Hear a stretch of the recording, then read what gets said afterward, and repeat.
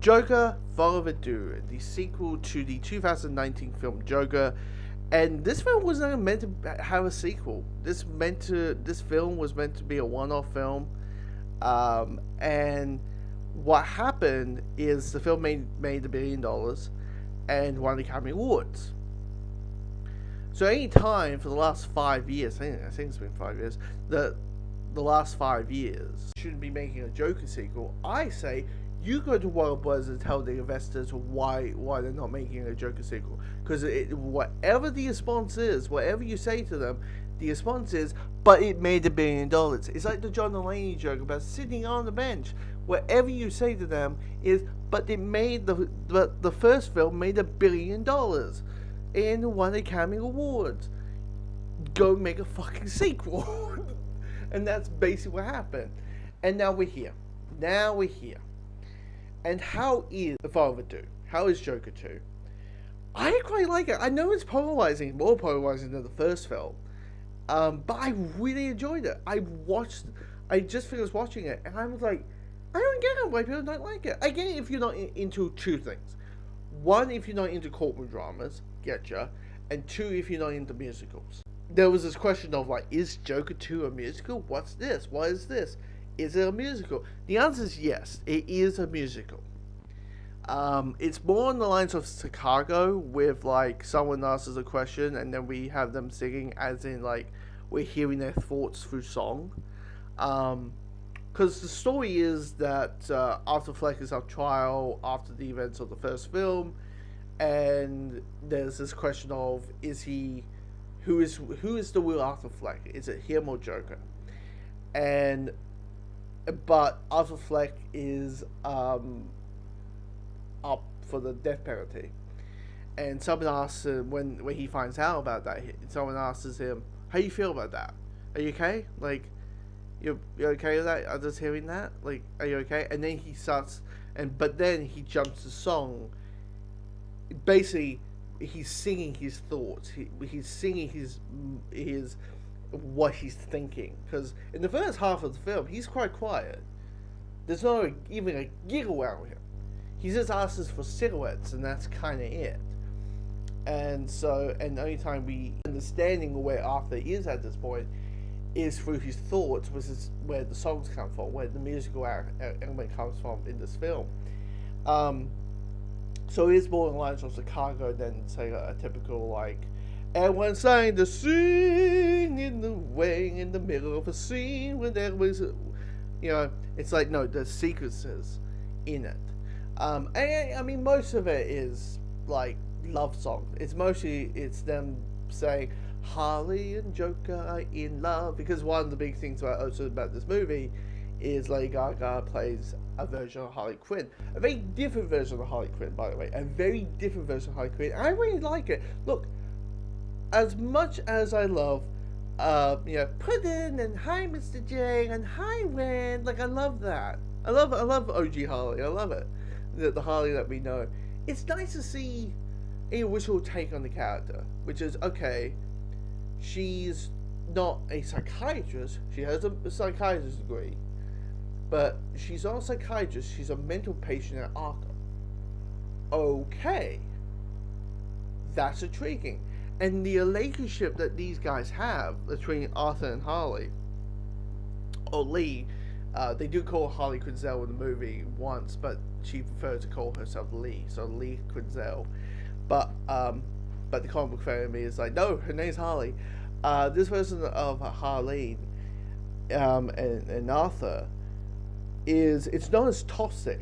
It's basically I finally have someone who understands me kind of love. But because we're dealing with psychopathic killers, it gets really messed up. It's also kind of, in a way, kind of explores the whole thing that has happened in history where, like, a serial killer is in jail and they have, like, fangirls who say, oh my god, this person's so cute and hot, and you go, motherfucking bitch, and he just killed like 3,000 people.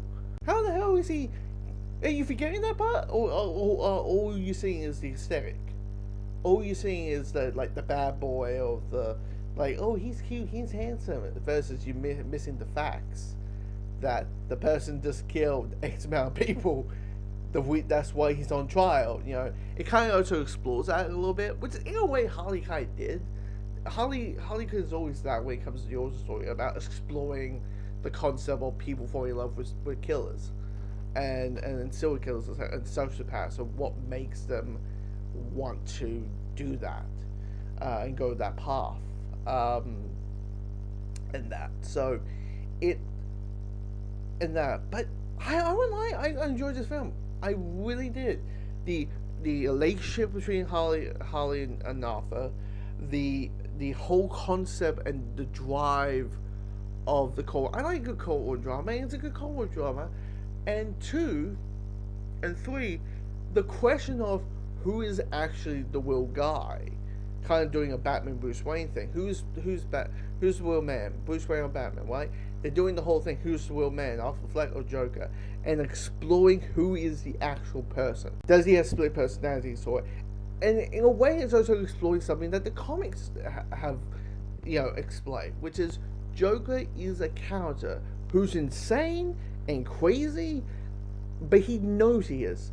He knows he's insane. He knows he's crazy. How many times do we read a comic or something, and he says, "Oh, that's crazy, but again, who am I to talk?" Like, how many times has that happened?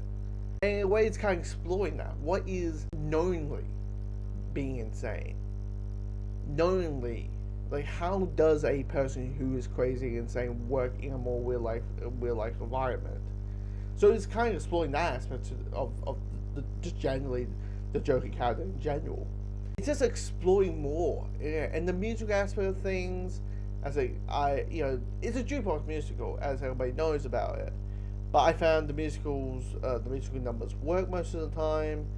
I found them more like they're not story aggression. It's the musical numbers ain't there to tell the story. It's there to tell. Well, there's one that tells the story, but it's more about character motivation. Like when after there's a part where there's a song literally called "The Joker," which is literally for us Australians, it's the Catherine Kim theme. Joker. That's the part where Arthur's like, "I'm gonna be Joker now. Joker's the real me." He believes Joker's the real him. So he just goes out there, right? All that. That's probably the best musical number.